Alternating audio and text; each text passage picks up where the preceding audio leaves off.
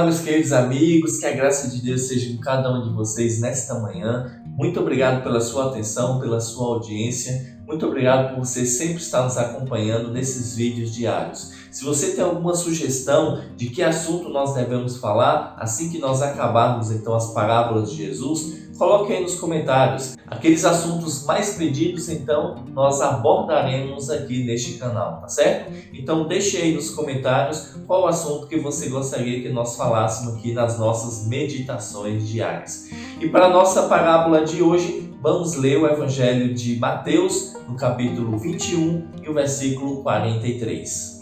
Portanto vos digo que o reino de Deus vos será tirado e será entregue a um povo que lhe produza os respectivos frutos. Meus queridos amigos, aqui nós temos uma parábola muito interessante que fala sobre os lavradores maus. Eu peço a você que acompanhe com atenção porque é muito importante esta meditação. A parábola diz que um certo senhor plantou uma vinha, cuidou dela, construiu ali uma torre e arrendou os lavradores para então cuidar daquela vinha. Em um certo período, ele teve que se ausentar do país. Mas quando chegou o tempo da colheita, ele então, fora do país, manda os seus servos para aqueles lavradores que ele tinha arrendado, para então colher aqueles frutos, receber o lucro daqueles frutos que tinham deixado por conta dos lavradores. Só que quando aqueles servos chegam diante dos lavradores, os lavradores os maltratam, os apedrejam, matam e o dono então não recebe nada daquilo que tinha direito. Quando ele ouve aquela história, então manda mais servos para receber o lucro daquela colheita.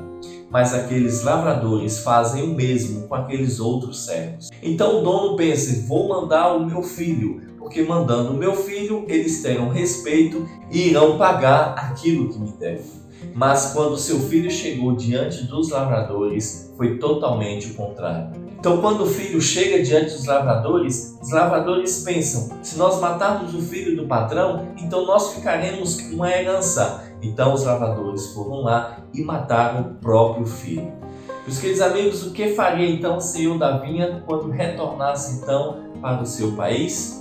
O que faria ele com os lavradores que tinham matado seus servos, que tinham matado seu próprio filho? Jesus então faz essa comparação com os próprios judeus. Se vocês não derem frutos dignos de arrependimento, se vocês não produzirem os respectivos frutos, o reino de Deus vos será tirado e será entregue a um outro povo. E isso exatamente, meus irmãos, aconteceu com o povo judeu. Deus tinha tratado o povo judeu como um povo peculiar, tinha dado tudo o que o povo de judeus precisava. Mas aí o povo não correspondeu aos frutos. Não produziu frutos dignos de arrependimento, não produziu frutos para o reino de Deus. Pelo contrário, o povo de Deus rejeitou os profetas, os servos que Deus havia mandado para adverti-los e, por último, matou o próprio Filho de Deus. E agora então o reino de Deus é tirado do povo de Deus e entregue a outro povo. E assim aconteceu em toda a história da Igreja de Deus. Quando um povo se demonstra infiel, desobediente a Deus, então Deus dá o tempo de graça, Deus dá advertências, e se esse povo não se arrepender, Deus escolhe outro povo. É diferente conosco hoje? De maneira nenhuma. Deus nos tem escolhido para levar sua mensagem, para produzirmos frutos dignos do reino de Deus. Se nós falharmos nesse requisito, se nós não produzirmos esses frutos, então Deus escolhe outras pessoas para assumir o nosso lugar. A advertência que eu faço nesta manhã, para que nós possamos refletir na nossa vida. Será que nós temos produzido frutos para o reino de Deus? Nós corremos um grande risco de Deus tirar de nós este reino e passar para as outras pessoas. Nós iremos permitir que isso aconteça? Não, meus queridos irmãos.